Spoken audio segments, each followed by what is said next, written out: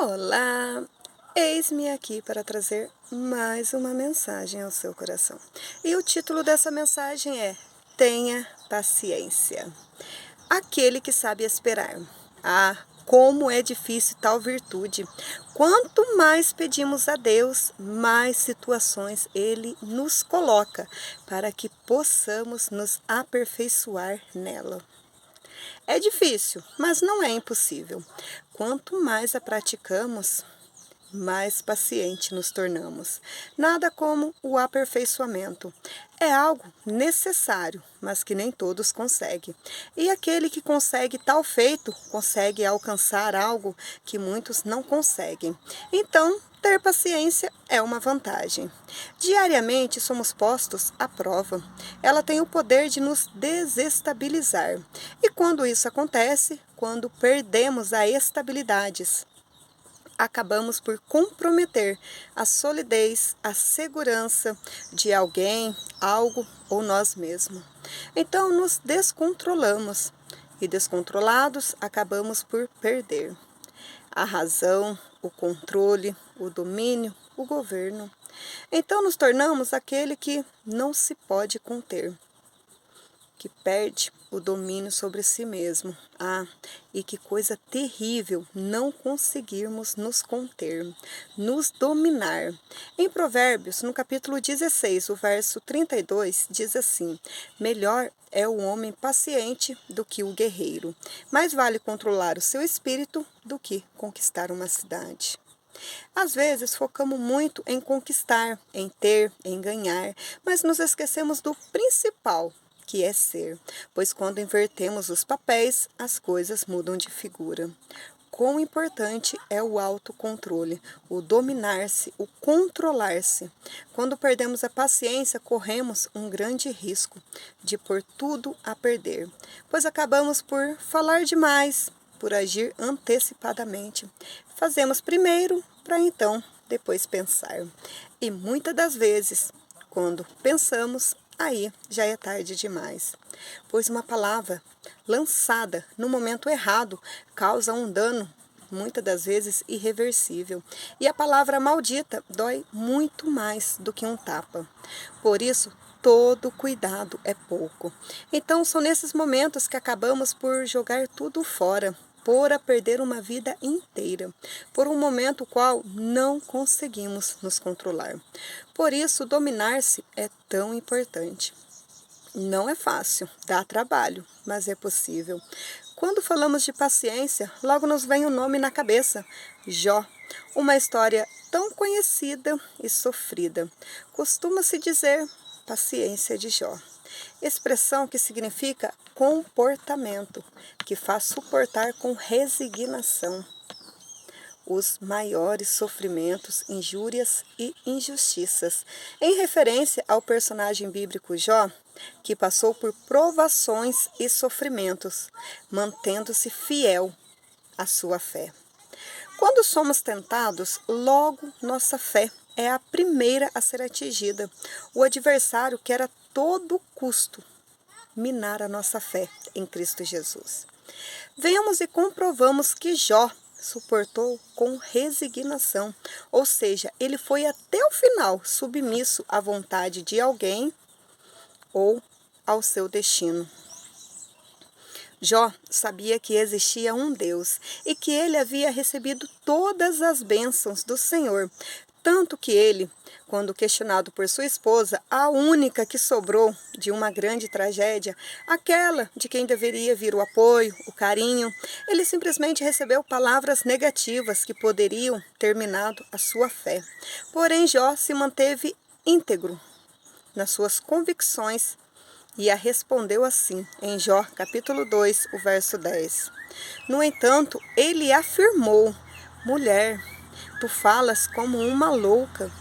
Porventura receberíamos de Deus apenas o bem que desejamos e não também o infortúnio que ele nos permite? E em toda essa provação, os lábios de Jó não o fizeram vacilar e pecar. vemos que ele não somente a respondeu aquilo que era uma afirmativa, que para ele era a verdade inquestionável, e assim deve ser conosco quando somos questionados sobre algo que julgamos ser o certo, sobre o que acreditamos, mas infelizmente não conseguimos manter.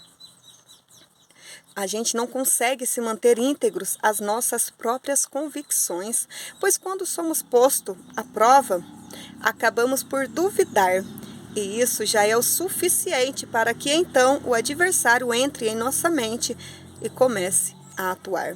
Devemos de uma vez por todas parar de acreditar nele e em suas mentiras e começarmos a ser firmes naquilo que acreditamos, pois ele usa pessoas próximas para simplesmente nos atacar e minar a nossa crença, que possamos permanecer firmes crendo, mesmo quando não vemos, mesmo quando tudo diz que não, que possamos ter em mente que existe um Deus que abençoa, porém esse mesmo Deus permite passarmos por situações adversas, mas como também está escrito em Romanos, no capítulo 8, o verso 28, que diz assim: sabemos que Deus age em todas as coisas para o bem daqueles que o amam, dos que foram chamados de acordo com o seu propósito. Tudo está no controle de Deus, seja nós estarmos vivendo a nossa melhor fase ou não. E que tudo é para o nosso bem, mesmo que não entendemos ou queiramos daquela forma. Mas Deus faz tudo perfeito e tudo que Deus faz é bom, mesmo quando Ele não faz, desde que estejamos vivendo os propósitos do qual Ele nos chamou. Pois o fato de Deus ter nos chamado, isso, infelizmente, não nos livra de adversidades, que certamente enfrentaremos. Pelo contrário, a cada fase que vamos passando, digamos que as coisas vão ficando mais difíceis. O nível que antes era amador, então começa a se tornar profissional. Afinal, antes apenas tomávamos leitinho e com o passar do tempo começamos a comer comida sólida. Então, por mais que a prova vá ficando mais difícil, nós também vamos nos tornando mais fortes. O que antes nos derrubava, agora já não nos derruba mais. Pode até nos abalar, mas não nos derruba. Por isso, precisamos estar cuidadosos, pois, como sempre digo, que o fato de estarmos de pé não é garantia nenhuma de não podermos cair. Pois o nosso adversário está o tempo todo investindo pesado contra nós. A Bíblia nos relata em 1 Pedro, no capítulo 5, o verso 8. Estejam alertas e vigiem. O diabo, o inimigo de vocês, anda ao derredor como leão, rugindo e procurando a quem possa devorar. Ele está sempre à procura de quem possa devorar. Precisamos estar cientes que temos um inimigo incansável, que não dorme, que trabalha dia e noite contra nós. Por isso, precisamos estar cada vez mais forte para não cairmos nas suas armadilhas. Em Efésios, no capítulo 6, o verso do 10 ao 19, diz assim, sobre a armadura de Deus: finalmente, fortaleçam-se no Senhor e no seu forte poder.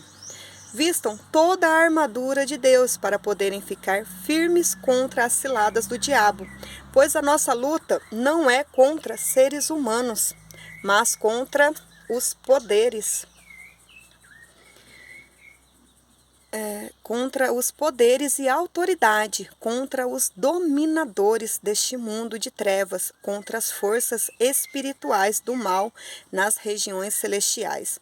Por isto, vistam toda a armadura de Deus, para que possam resistir no dia mau e permanecer inabaláveis. Depois de terem feito tudo, assim, mantenham-se firmes, cingindo-se com o cinto da verdade, vestindo a couraça da justiça e tendo os pés calçados com a prontidão do evangelho da paz. Além disso, usem o escudo da fé, com o qual vocês poderão apagar todas as setas inflamadas do maligno.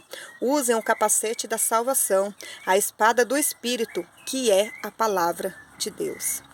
Orem no Espírito em todas as ocasiões, com toda oração e súplica, tendo isso em mente. Estejam atentos e perseverem na oração por todos os santos. Orem também por mim, para que quando eu falar, seja-me dada a mensagem, a fim de que destemidamente torne conhecido o ministério do Evangelho. Estamos, sim, em uma constante batalha, onde não podemos vacilar o nosso pé e nem abaixar a guarda. Apenas em Deus é que podemos nos fortalecer. É nele que recarregamos as nossas energias. É no Senhor que encontramos as estratégias certas para prosseguir. Afinal, vence a guerra o melhor estrategista. Como disse anteriormente, ele, o nosso adversário, usa pessoas para nos ferir.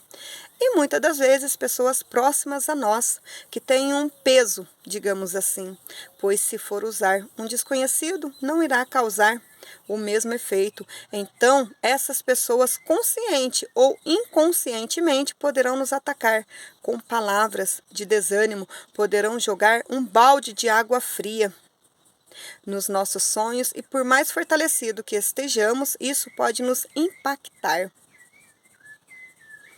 e nos causar dano, mas precisamos estar firmes na nossa fé em Cristo Jesus, independente do estado em que estejamos enfrentando momentaneamente.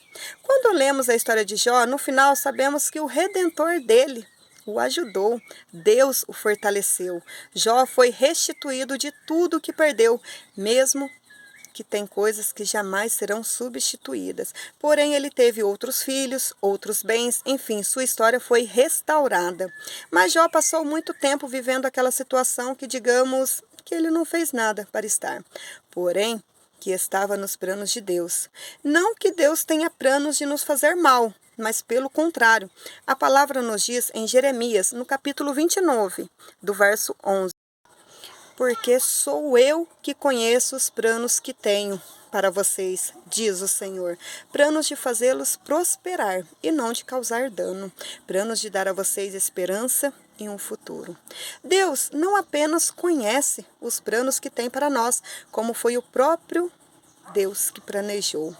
E seus planos é para que possamos prosperar. Sua situação atual pode não ser as melhores, mas isso não impede o agir de Deus em sua vida. Pelo contrário, é onde todos poderão ver que foi a mão de Deus que fez isso, e é coisa maravilhosa. Para tudo o que formos fazer, precisamos aprender a lidar com o tempo. Ele nos ensina, nos forja, nos molda, nos alinha. Porém, ele também pode ser cruel e solitário, pois tem coisas que podemos estar cercados por pessoas, mas Deus nos trata individualmente. Tem momentos que parecem que dura uma eternidade. Mas isso vai passar. Afinal, não há mal que nunca se acabe e nem dor que dure para sempre. Em Salmos, no capítulo 30, o verso 5, podemos ver: porque a sua ira dura só um momento. No seu favor está a vida. O choro pode durar uma noite, mas a alegria vem pela manhã. Que se estamos vivendo um período ruim, não é porque caímos na ira do Senhor, mas pelo contrário, estamos debaixo do seu favor, da sua graça. Hoje você pode estar chorando, não vendo saída para o mal que está vivendo.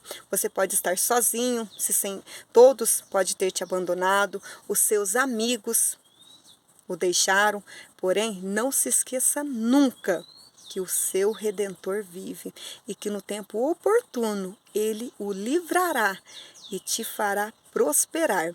Então esse mal vai passar, essa tempestade vai findar, o sol vai voltar a brilhar, então você poderá cantar um hino da vitória e dizer que só o Senhor é Deus, só Deus é o Senhor.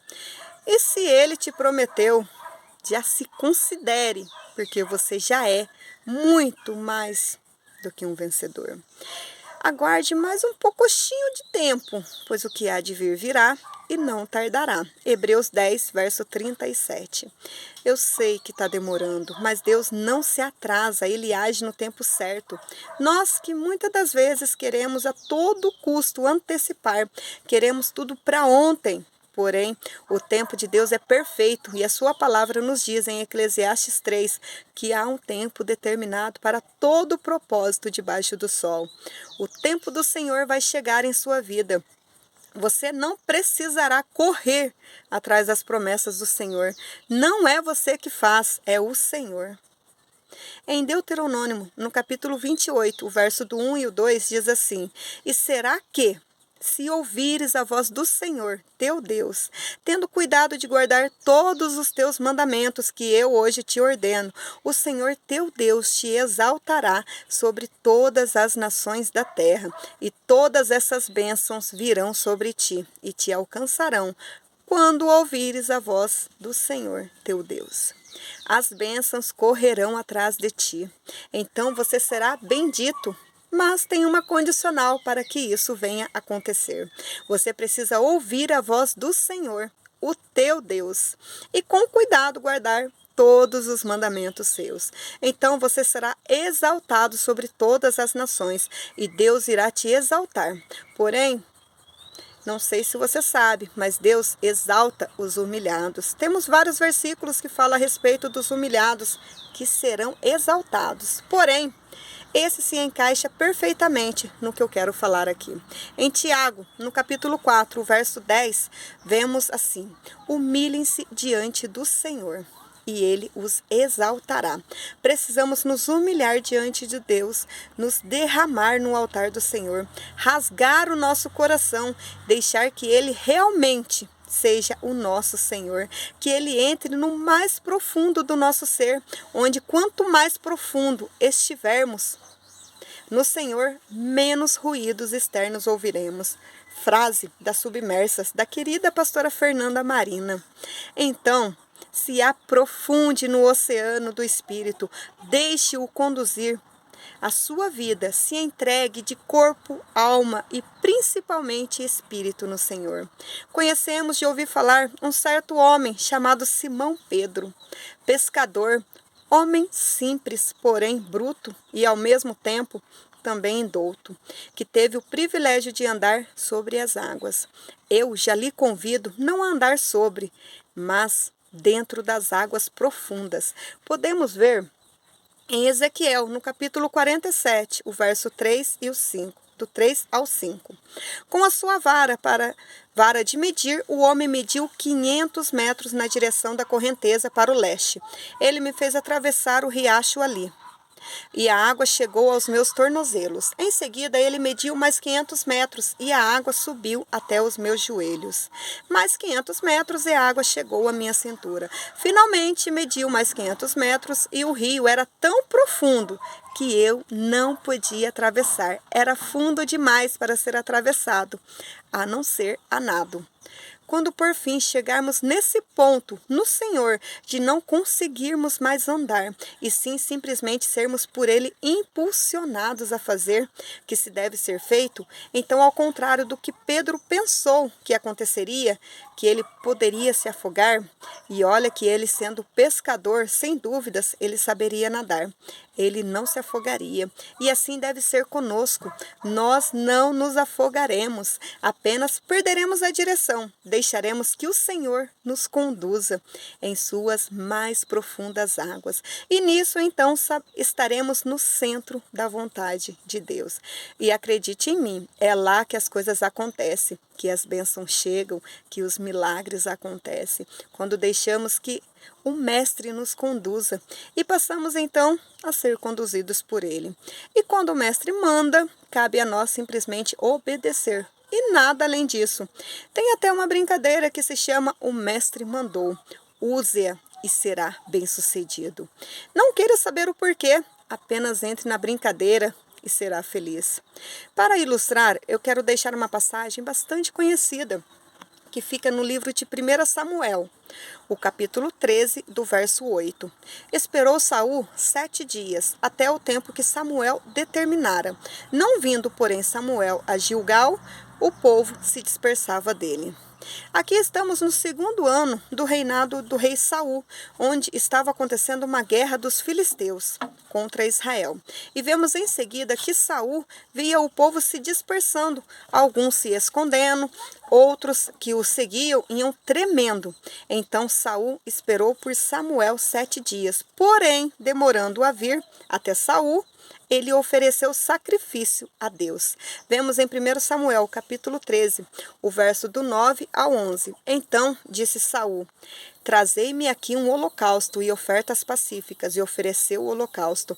E sucedeu que, acabando ele de oferecer o holocausto, eis que Samuel chegou, e Saul lhe saiu ao encontro para o saudar.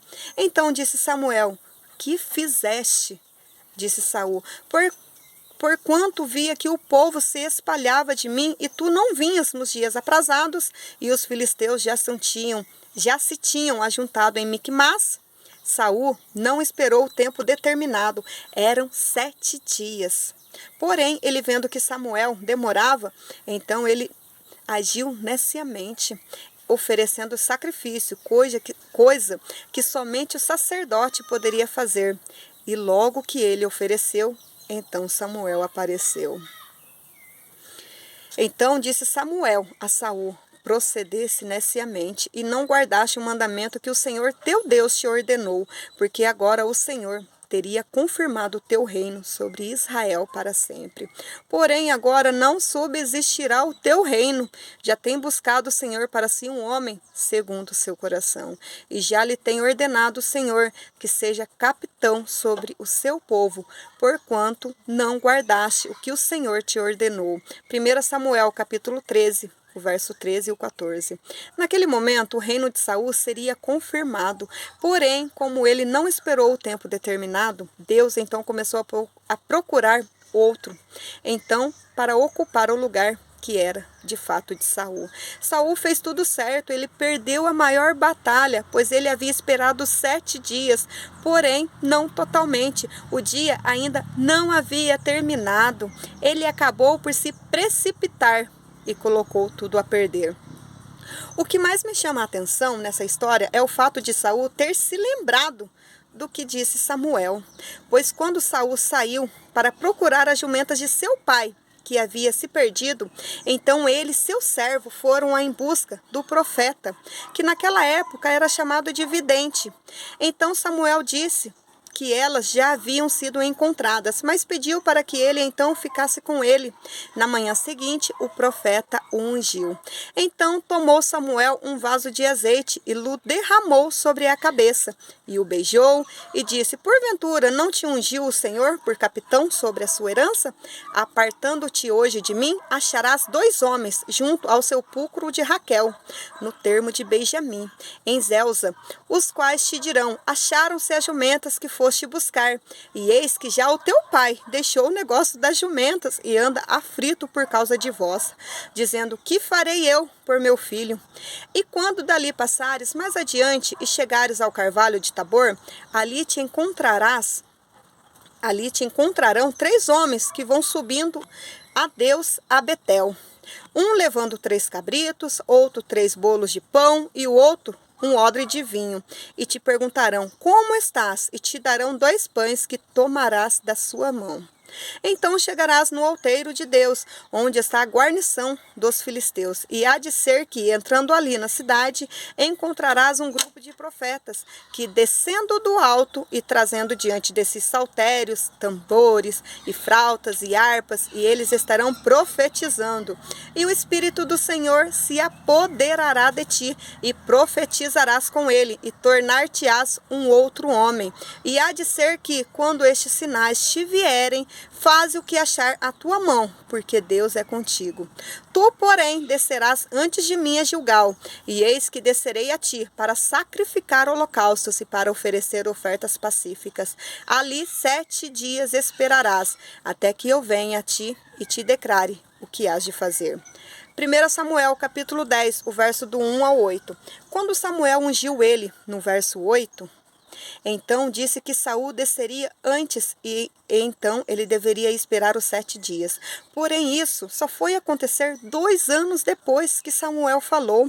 Vemos em 1 Samuel capítulo 13, Saul reinou 1 ano e no 2º ano do seu reinado sobre Israel, Saul escolheu para si 3.000 homens de Israel e estavam com Saul 2.000 em Micmas e na montanha de Betel e 1.000 estavam com Jonatas em Gibeá de Benjamim, e o resto do povo despediu, cada um para sua casa. E Jonatas feriu a guarnição dos filisteus, que estavam em Gibeá, que os filisteus ouviram pelo que Saul tocou a trombeta por toda a terra, dizendo: ouçam os hebreus.